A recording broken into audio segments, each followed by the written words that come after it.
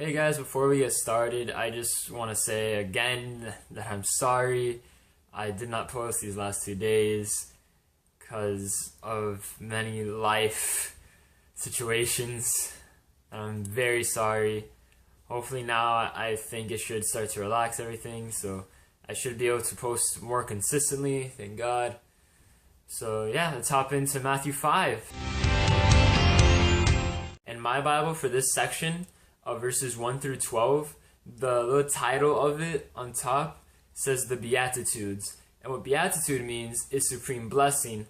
That's why it lists all these blessings that Jesus is talking about. Between verses 3 and 10, Jesus gives a list of blessings and promises. And in verses 3 and 10, it ends with, "For theirs is the kingdom of heaven." This means that you can only reap these blessings and promises if you are part of the kingdom of heaven. And I feel like verse 5 is the least obvious in this list of blessings. So I want to get into that a little bit. In verse 5, it says, "Blessed are the meek, for they shall inherit the earth." What meek means is humbly patient or docile or being provoked by others. So Jesus is saying that those are the type of people that will inherit the earth. And what it means by inherit the earth is very interesting, because when you read it at first glance, it's kind of like, why would Jesus give us the earth if we're not supposed to be part of the earth? Well, Jesus is saying that he is going to make a new earth that we are going to inherit, that we're going to inherit that new earth, and we're going to rule that new earth with Jesus. And when I say rule with Jesus, I don't mean rule like side by side, like same power, because it's not like that at all. When I mean rule with Jesus, I mean it's more like a president type governor situation. Jesus is going to be ruling everything, but then we have our own little positions. In the back end of this section, in verse 11, Jesus kind of changes his tone to a more personal way of speaking, because instead of saying blessed are those or blessed are the, he says blessed are you. So it makes it more personal to motivate the believer that no matter what happens here on earth, that one, he still has control over it, but two, that the rewards in heaven are much greater than the bad things that happen here on earth. Now for verses 13 through 20. Verse 13 is probably my favorite verse in this chapter because of the analogy that Jesus makes with the salt. Because salt back then was used to purify things. And if it got contaminated, it was pretty much useless. And they would actually use it to kill off like crops and stuff like that. So Jesus made the analogy of the salt to people, mainly to the believers. Because believers are supposed to be pure and make other things pure, make other people pure. But if we believers get contaminated, if we get in the wrong things, then we're actually going to hurt other people. And we're going to not only hurt other people, we're going to hurt the kingdom, because we're going to consider ourselves believers, but we're not doing the right things. And if we are impure, the world is going to hurt us and treat us poorly. In the following verses 14 and 15, Jesus is being very motivational here, saying that we should share the word, we should share to others what we believe, what the faith that we have, and not to hide it, but to show everybody, to be I want to read it. "You are the light of the world. A city that is set on a hill cannot be hidden, nor do they light a lamp and put it under a basket, but on a lampstand, and it gives light to all who are in the house." We're to give light to the world. That's what the house kind of is. We are to give light to the world. That's why we are here. We are to share the word that God has for us, that he has given each of us. We are here to share that, to show it to people so that they can be part of the kingdom, and they can share their light. Basically, to summarize what I just said and what Jesus says in 14 and 15 is, one, to share our faith, show our faith, and to live out our faith. Verse 16 is very simple and very obvious, but I just want to expand on it a little bit by saying that when others see your good works, according to the verse, when others see your good works, they should glorify God. That they should glorify God. That your good works made them pretty much praise God in that moment. That's kind of what verse 16 is talking about. And that we shouldn't take that glory from God, but in fact that we should throw it up to Him as well. In 17 and 18, Jesus is saying that He came to fulfill the law and not to destroy it. And that sounds really weird for Jesus to say since He's perfect. And it's weird how people would think, oh, why is He saying that? Why would He come to destroy the law? And that's what He's saying. He's saying He's not, because He knows that in the future, people are going to question Him. And people are going to say that He's going against the law.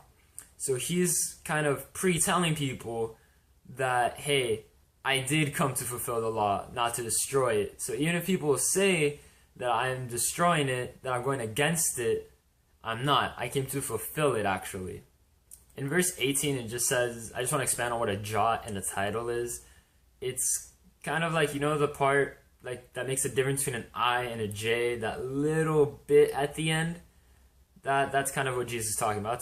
That's what a jot or a title is, but in an English version. I'm going to throw up a picture of what it looks like in Hebrew, what a jot and a title is. Now, after all of that, let's get into verses 21 through 30. Verses 21 through 26 is a very simple passage. There's no real underlining meanings. It's basically, what it's saying is what it is, not to hate on anyone or nor belittle them, because if someone makes you angry, you should just talk to them. You should reconcile with them, settle it with them, not let it get worse and then you get more angry and then the situation worsens for no real reason when you could have just ended it in the beginning when it was much simpler. And that's what 21 through 26 is basically saying, just in a very simplified summary. And just an interesting little tidbit, the word raka in verse 22, it means worthless, and it's the root word of to spit. So that's what Jesus is saying, not to call your fellow neighbor or your fellow brother or your fellow whatever, really, anybody, not to call anybody worthless. In verses 27 through 30, when Jesus is talking about the act of adultery, he's not only talking about the act, he's also talking about just the thought of adultery. Just the thought of lust is already under it. And also in the verse, when Jesus talks about plucking out your eyes, I don't think Jesus is literally saying that. I think he's just saying that to exaggerate the point of whatever is making us lust or have these thoughts, that we have to cut it out of our lives. We have to get away from it so that way we can make ourselves pure and keep ourselves pure. Now let's read verses 31 through 42. 31 through 37 is very simple and obvious, but verses 33 through 37, I just want to say that we aren't supposed to swear on those things because we don't have authority over them. I just want to give a short little summary on it because that one's a little bit longer. In verses 38 through 42, Jesus is telling us pretty much not to get revenge with people that wrong us. Instead, to basically, quote unquote, kill them with kindness. To basically just treat them well. To not get revenge. Just continue to treat them like a brother, how you would want to be treated. And there's actually a lot of stuff in verses 39 and 40, a lot of deep stuff into with the Jewish culture and how they saw the law and how they treated the law and stuff like that. So I recommend looking into it, but this video is already going to be very long and I don't want to make it longer with that. I'd rather you guys look it up and do your own research, which would be really cool. However, for verse 41, I want to talk a little about that because that's a little shorter, and I thought it was still really interesting and it kind of flows still with the rest of that passage. And it's with a Roman guard was allowed to pretty much have any random person carry a load or a haul of something for a mile. And after that mile, the Roman guard had to let them stop, or else they would see punishment.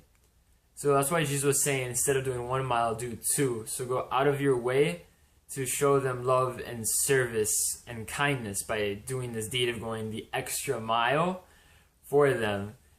Do you think that's where the extra mile comes from? I feel like that's where it comes from, to go the extra mile.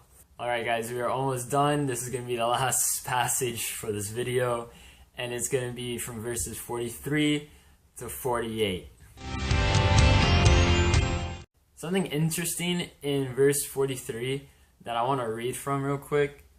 You have heard that it was said, you shall love your neighbor and hate your enemy. In the Bible, it does say you shall love your neighbor. It actually says it in Leviticus 19:18. But nowhere in the Bible does it say hate your enemy. So when Jesus says you have heard that it was said, Jesus is literally talking about what people have heard, because people made the idea of that, okay, if we're supposed to love our neighbor, then we're supposed to hate our enemy. But in reality, we're not supposed to do that at all. We're supposed to love both. We're supposed to love everybody as believers, as Christians. I personally found verses 46 through 47 very, very funny, because Jesus is making the comparison of the people that only love those who love them to tax collectors, and Matthew himself is a tax collector before he met Jesus. So I thought that was pretty funny, because tax collectors in the day were despised and they were found very selfish. So that's why Jesus is making that comparison. I just thought it was very ironic for Matthew to write it like that when he's the one writing it. But when you're writing the Bible, you got to speak the truth. Now guys, to close out Matthew 5 with verse 48, basically it's stating that we should love everyone just as God loves everyone, and we should strive to be perfect just like him. And I'm sorry that this video was very long. I just felt like there was so much good stuff in Matthew 5 to share. And once more, I'm sorry that it took so long to post this video, and I missed the last 2 days. But God willing, this next week coming up, I'll be consistent, and I'll continue to be consistent with these videos, as well as improve on not only how I talk, but on the content. So thank you guys for watching the video. Like it, share it, whatever you want to do with it. I just hope you learned something, because I learned stuff from doing this. And see you next time, guys. Bye.